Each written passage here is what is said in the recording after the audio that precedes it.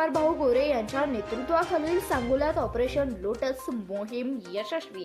दीपक आबा साळुंखे पाटील यांच्या उपस्थितीत 3 पंचायत समिती सदस्यांचा भाजपमध्ये प्रवेश। गुरुवार दिनांक 12 मार्च रोजी सांगोला पंचायत समितीच्या सभापती आणि उपसभापती निवड पार पडणार आहे। तत्पूर्वीच सोलापूर जिल्ह्याचे पालकमंत्री जयकुमार गोरे यांनी जोरदार राजकीय मास्टर स्ट्रोक खेळता सांगोला तालुक्यात प्रथमच ऑपरेशन लोटस मोहीम यशस्वी करून माजी आमदार दीपक आबा साळुंखे पाटील यांच्या 3 पंचायत समिती सदस्यांचा भाजपमध्ये प्रवेश करून घेतलाय।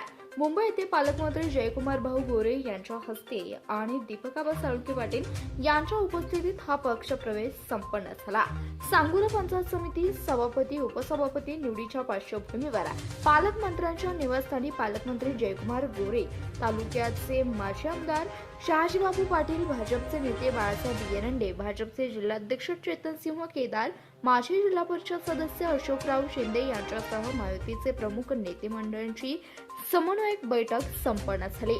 या बैठकीत सांगोला पंचायत समितीच्या सभापती पदाची संधी प्रथम भारतीय जनता पक्षाला देण्याचा सर्वानुमते निर्णय घेण्यात आला, तर त्यानंतर शिवसेनेचा सभापती होणार असल्याचंही या समन्वय बैठकीत सर्वानुमत ठरलं आहे।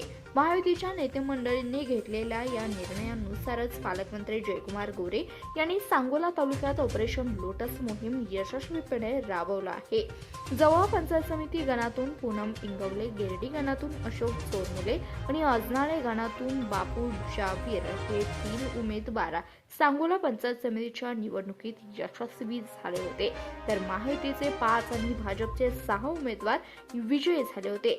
सभापती उपसभापती निवडीच्या पूर्वीच भाजपने 3 सदस्यांचा भाजप प्रवेश घडवून आणत पालकमंत्री जयकुमार गोरे यांनी पहिल्यांदाच भारतीय जनता पक्षाचा सभापती आणि शिवसेनेचा उपसभापती करण्याची सूचना दिली, तर दुसऱ्या वेळी शिवसेनेचा सभापती आणि भाजपचा उपसभापती करण्याचा प्रस्ताव सर्वानुमते मंजूर झाला। त्यानुसार प्रथम भाजपच्या सभापती पूनम इंगवले तर शिवसेनेचा उपसभापती अजय सरगर यांची निवड निश्चित करण्यात आली आहे। त्यामुळे सांगोला तालुक्यातील शिवसेना आणि भारतीय जनता पक्षाच्या समर्थकात आनंदाचं वातावरण निर्माण झालंय।